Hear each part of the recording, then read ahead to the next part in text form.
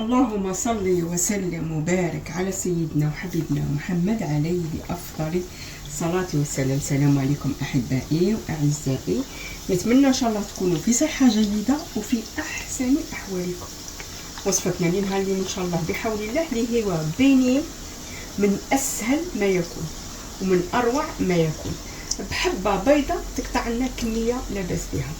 هكا للأطفال، راني عارفة الأطفال يبغوا لي بيني ولشرب الشاي تاع الحشيه.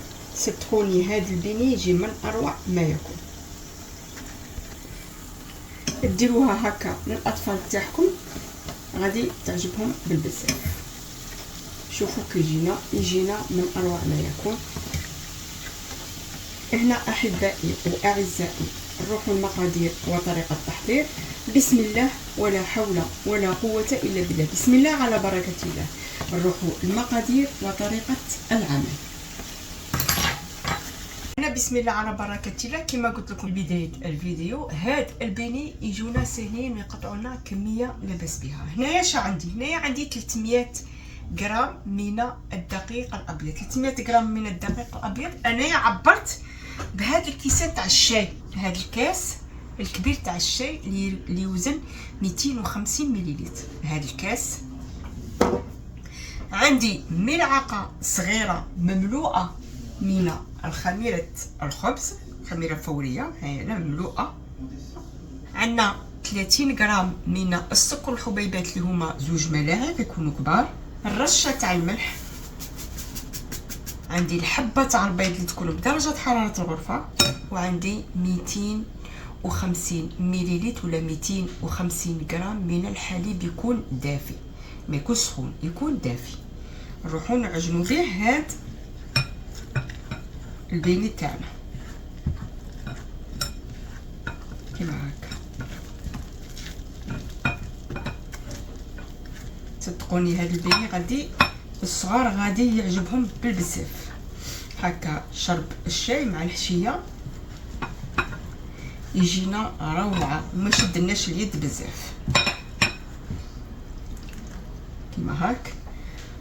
ونروح نعجن بيدي، نقلع على سباتول نروح نعجن بيدي كيما هكا. هنا بعد ما دمجوا لنا كاع هذوك المكونات، هنا ما عجنتهاش، غادي نغطيها بكيس بلاستيكي ونخليها ترتاح لمده ربع ساعه كيما هكا، ونخلوها ربع ساعه. هنا بسم الله لمرور 15 دقيقه نروحو نقلوها ونروحو نديرو هذيك 30 غرام من الزبده بدرجه حراره الغرفه اللي هي ملعقه كبيره. ندخلوها هنا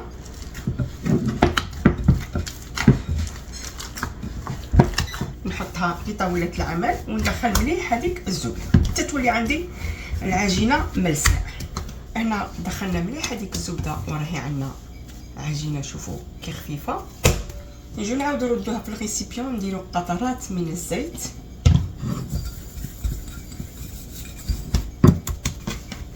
نردها في الريسيبيون هنايا تختمر لمده 20 دقيقه. نعاودو نغطو عليها ونخلوها تختمر لمده 20 دقيقه. هنا لمرور 20 دقيقه شوفوا العجينه تختمر معنا. شوفوا كي درنا هذوك الفقاعات. هنا نديكازيها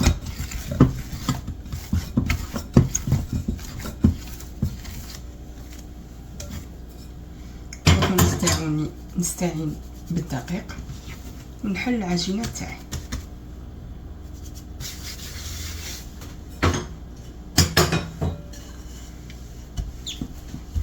نحلوها ما هي رقيقه ما هي غليظه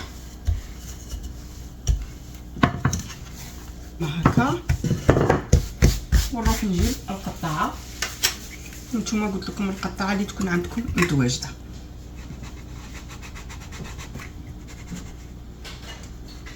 وراني موجده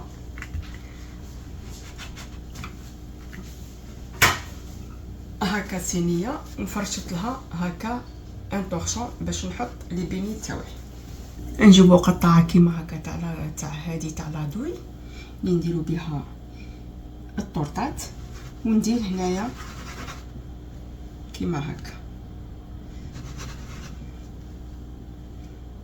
وغادي هاد العجينه اللي بقات لي غادي نلمها ونديرها، نعاود نخليها ترتاح لمده 10 دقائق، وندير لي بيني تاوعي هنايا يختمروا كيما هكا. هنايا هكا خلينا هذيك العجينه اللي بقات لنا ارتاحت 10 دقائق.